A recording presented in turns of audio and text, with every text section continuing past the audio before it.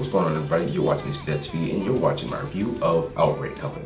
Comedy is usually a hit or miss genre for many people, since there are several different styles of comedy and several different opinions on exactly which style is the most humorous. Comedy in anime, from what I've experienced, usually falls into one of three styles. The slapstick style of comedy, where the humor comes from the clumsy and or stupid decisions and actions made by the characters. The more sarcastic and witty style of comedy, where the comedy comes from the character's wit and sharp tongue, and usually will have a decent amount of sarcasm.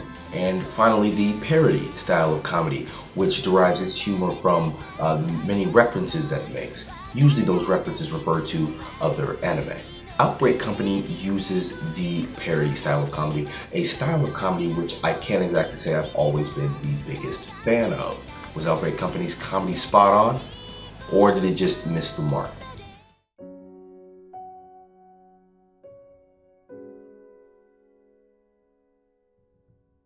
The story revolves around Shinji Kano, a hikikomori or shut-in and otaku who, after a period of deep reclusion, has decided to get a job. After acing an online test and performing well in his following interview, Shinji was offered a job.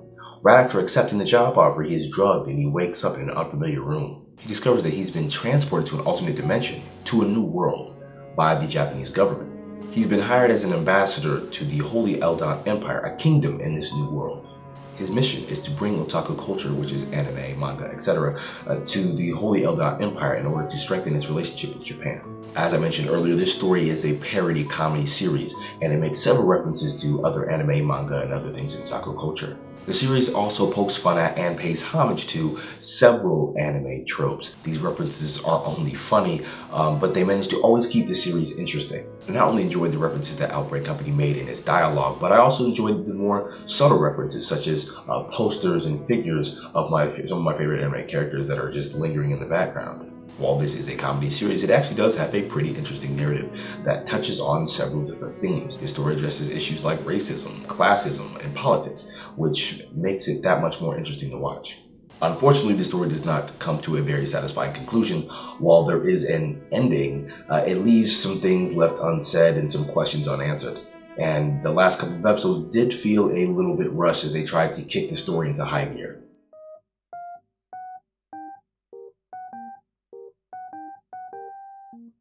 Outbreak Company's animation was really well done, with well-defined characters and good-looking background scenery. There are some scenes, specifically some action scenes, that I would have liked to actually see the actions taking place, but instead they replaced the actions with just a shaky background. While the animation isn't great, it is definitely good quality animation.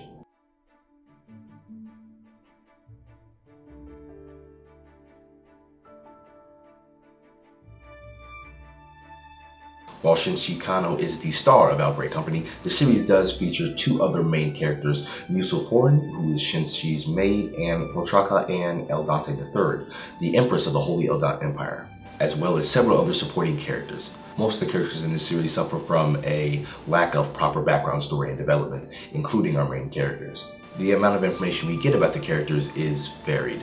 While some characters have a fairly detailed backstory, others' backstories will only be briefly mentioned and explored, if they are at all. Also, while there are some characters that do develop over the course of the series, others tend to stay the same or not change very much throughout the course of the series. With all of that being said, all of the characters are very likable and enjoyable to watch. The characters' interactions with one another are also entertaining. The relationships between the characters do have a decent amount of development, and it was entertaining to see how each of the characters' relationships changed over the course of the series.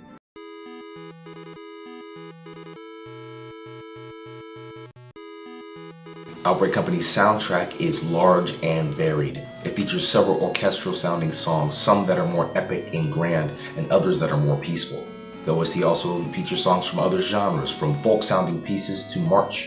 It has a good balance of fast and slower paced songs, as well as a good balance between songs that are more grand and complex, and there are other songs that are just incredibly simple. There are also some songs in the OST that are just, for lack of a better word, quirky, but very catchy at the same time. While watching the series, the OST can get buried and you might not even notice how many songs the OST actually has. This isn't helped by the fact that there are plenty of songs in the OST that sound very similar to one another.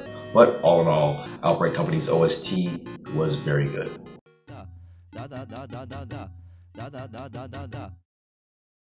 I had a really fun time watching Outbreak Company. Everything from the funny and interesting references to poking fun at anime tropes to the very likable characters made this series very entertaining to watch.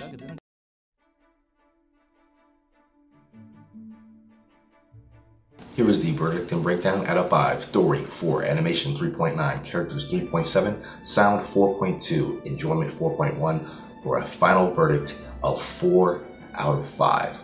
Outbreak Company is a very entertaining series, and I would recommend it to anyone who's a fan of anime or otaku culture in general. I would thank you guys for watching this video. If you'd like to check out the full written review, there will be a link to that in the description down below. Click the link on the screen right now to see my previous video, and if you click the link right below that, you'll be able to check out the Attack on Anime podcast, which season 2 has just debuted, and you can check that out right there on the screen. Please make sure to like, comment, and subscribe if you have not already. I'd like to thank you guys for watching, and I'll talk to you guys later.